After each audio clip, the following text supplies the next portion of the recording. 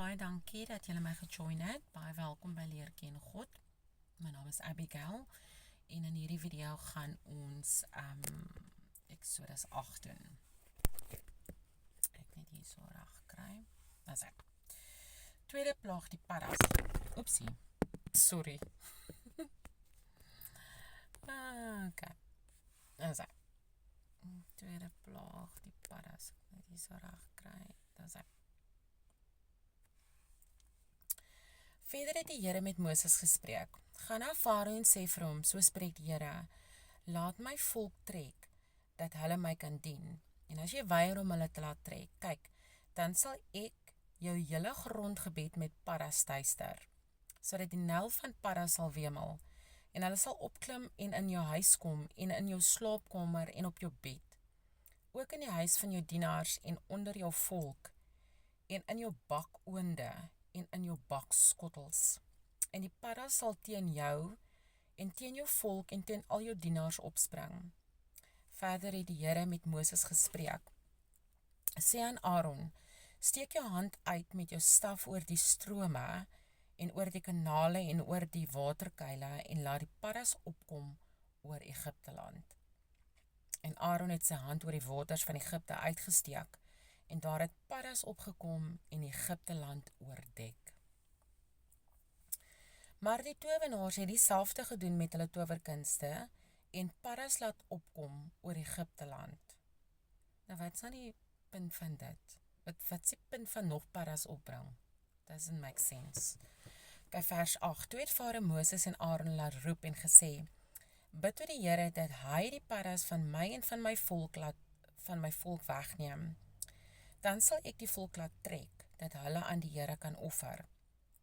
Maar Moses sê aan Farao, aan u die eer bo my, teen watter tyd moet ek vir u en u dienaars en vir u volk bid, dat die paddas van u en uit u huise uitgeroei word, om net in die Nil oor te bly? En hy antwoord, teen môre. Toe sê hy, dit sal wees volgens u woord, dat u kan weet dat daar niemand is soos die Here onze God nie. En die paddas sal u in u huise en u dienaars en u volk verlaat. Net in die Nil sal hulle oorbly. Toe het Moses en Aaron van Farao weggegaan, en Moses het tot die Here geroep vanweë die paddas wat hy oor Farao beskik het. En die Here het gedoen volgens die woord van Moses. Die paddas het weggesterwe uit die huise van die plase af en uit die veld. En hulle het dit by hoope bymekaar gemaak en die land het gestink. En toe Farao sien dat daar verligting kom, het hy sy hart verhard en na hulle nie geluister nie, soos die Here gespreek het. Toe Farao het hulle vir 'n pop gevat, basically. Uitgejok. Vers 16, die derde plaag muskiete. Oh my goodness. Verder het die Here met Moses gespreek, sê aan Aaron, steek jou staf uit en slaan die stof van die aarde, en dit sal muskiete word in die hele Egipte land. So, Aaron het toe sy staf op die grond geslaan, en hy sand wat opgekom het in muskiete verander. Dit is so cool.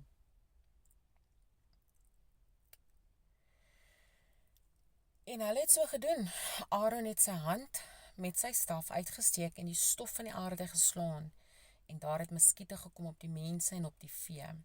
Al die stof van die aarde het muskiete geword in die hele Egipte land. Dit is baie muskiete. Julle weet natuurlik hoe baie sand is daar op die grond, nee.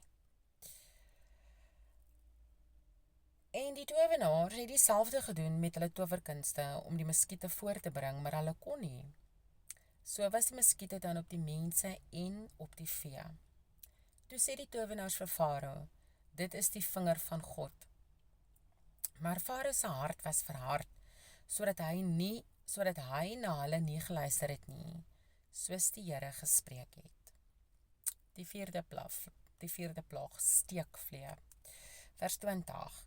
Verder het die Here vir Moses gesê, maak jou môre vroeg klaar, en stel jou voor Farao, kyk, hy sal na die water toe uitgaan, en sê vir hom, so spreek die Here, laat my volk trek, dat hulle my kan dien.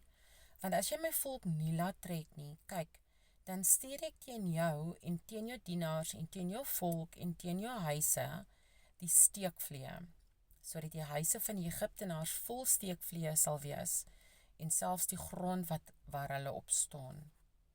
Maar ek sal op die dag met die land Gosen waarin my volk woon 'n uitsondering maak, dat daar geen steekvlee sal wees nie, sodat jy kan weet dat ek die Here is in die land. En ek sal 'n verlossing stel tussen my volk en jou volk. Môre sal hierdie teken plaasvind. En die Here het dit so gedoen. Dik swerms steekvlee het in die huis van Farao en in die huis van sy dienaars en in die hele Egipteland gekom. Die land is deur die steekvlee verwoes.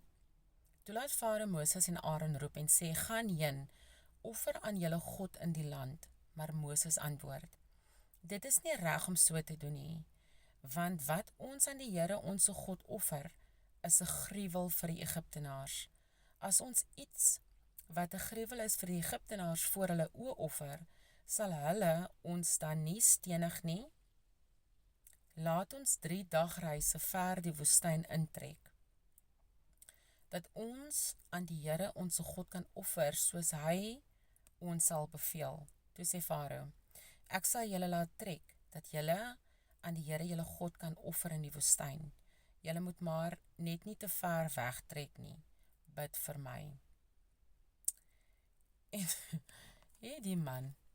En Moses antwoord, kyk, ek gaan van die af weg en sal tot die Here bid dat die steekvlee môre Farao, sy dienaars en sy volk mag verlaat. Laat Farao ons net nie langer bedrieg, deur die volk nie te laat trek, om aan die Here te offer nie. Toe het Moses van Farao af weggegaan en tot die Here gebid. En die Here het gedoen volgens die woord van Moses. Hy het die steekvlee van Farao, van sy dienaars en sy volk weggeneem. Daar het nie een oorgebly nie. Maar Farao het sy hart ook hierdie keer verhard en die volk nie laat trek nie. Sy het basically hulle weer vir 'n pop gevat. Dit is die einde van Exodus 8. Waar Farao net weer eens gejok het en vir Moses gesê het, nie worry nie, ek sal vir julle laat trek, dat julle nou julle offers kan gaan gee aan God, aan julle God, maar hy het gejok nie. Ek net gaan kyk. Koning Farao jok lekker hoor. Hy flip en jok.